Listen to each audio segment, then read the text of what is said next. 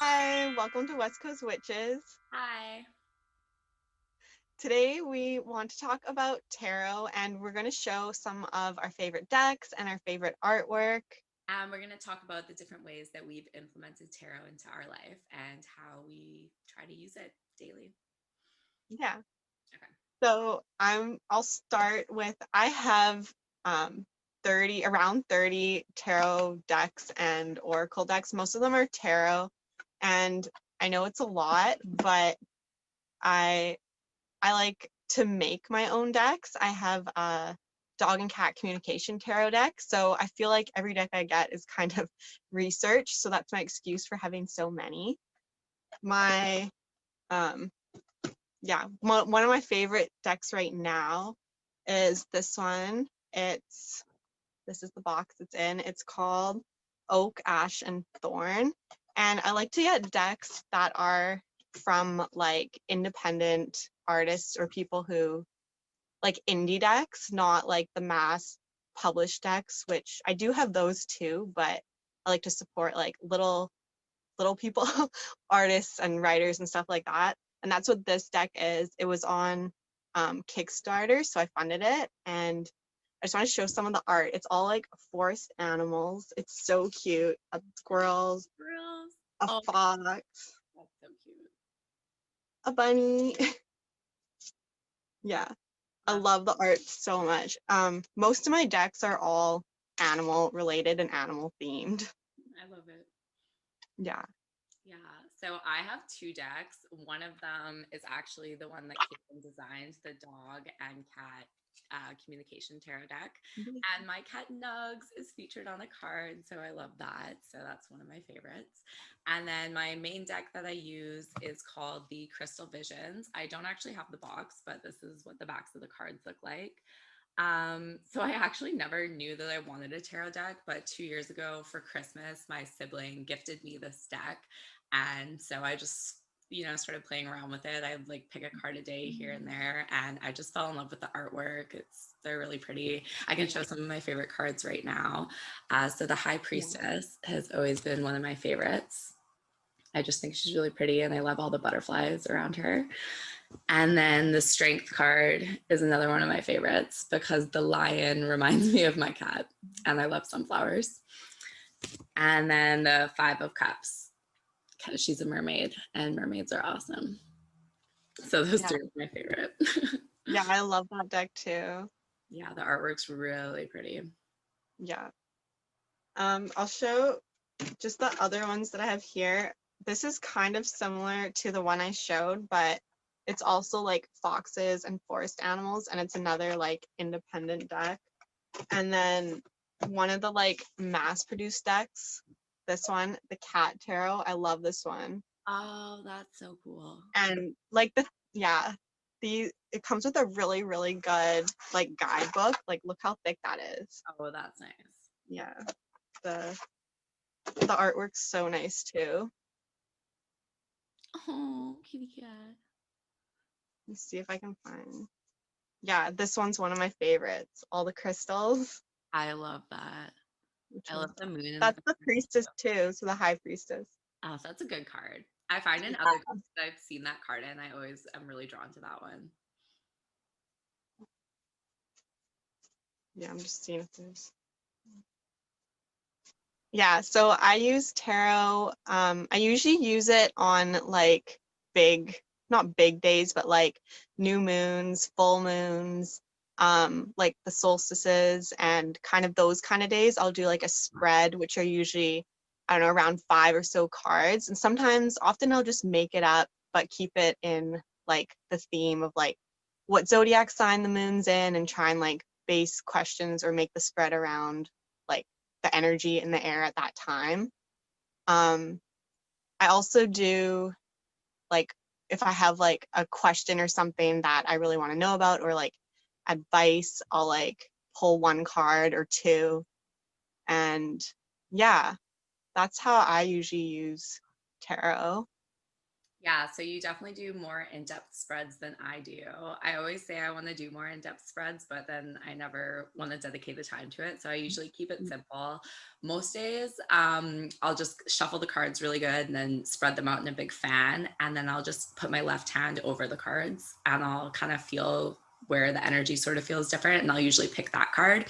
Or sometimes when I do my readings outside, I have crystals hanging. So they'll make like rainbows depending on where the sun's shining. So I'll find when I put my hand over, there'll be a rainbow on my hand and some Ooh, cards. I like that. Usually pick that one because rainbows are my sign from the universe.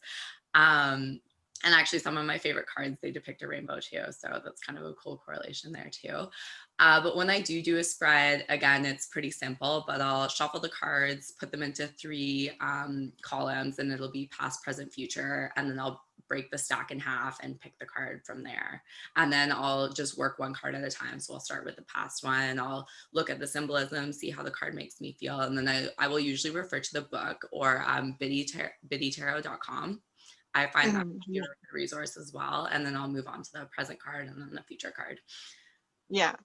Biddy Tarot's so good. That's like where I first like learned about tarot. Like I studied the like guidebook on that site. Like the description for each card, they're so long and they're so detailed. Yeah. Well, and even though they're long, they're put simply and Yeah. it's broken down into a few different ways. So you can usually find something that Yeah. sounds true to you. So Yeah, the like keywords on the top and then like describes it further. yeah, and they go into the reverse or upright. So Yeah. some people read the reverse and some people don't. I do read the reverse. But like I don't find they pop up very often. Like it'll just be random. So when I get a reverse card, I'm like, oh yeah, this is meant to be Yeah. upside down for a reason. Yeah, that's kind of like I started not reading the reverse just because it was like so much, like it was a lot. And then if I like decided if it just comes up, then yeah, I'll read it. But I don't like some people like when they shuffle, they like turn cards around and like purposely try and get like reverse and like just see what comes. I just shuffle it like normally all the time. Yeah. So like I don't get that many reverse, but I'm definitely like learning or like starting to use them more and more. Yeah, I just felt like I had to learn them all like the right way first really well.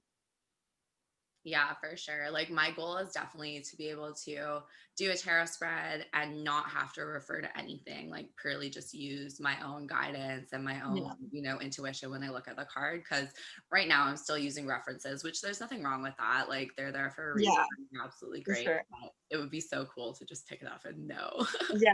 And Yeah. you do a little bit especially for different cards, they'll really speak to you. So Yeah. Different decks too, like since I have like so many decks, I feel like they each have like different energy by like whoever drew the art, whoever wrote the card description and stuff. Like there's actually a lot of work that goes into creating like the guidebook. Some decks have way more detailed guidebooks than others, but they all have like a different kind of energy too. And that's something I like about having so many decks. I can like pick like what do I feel in line with right now. yeah. Yeah. Yeah, that's really cool.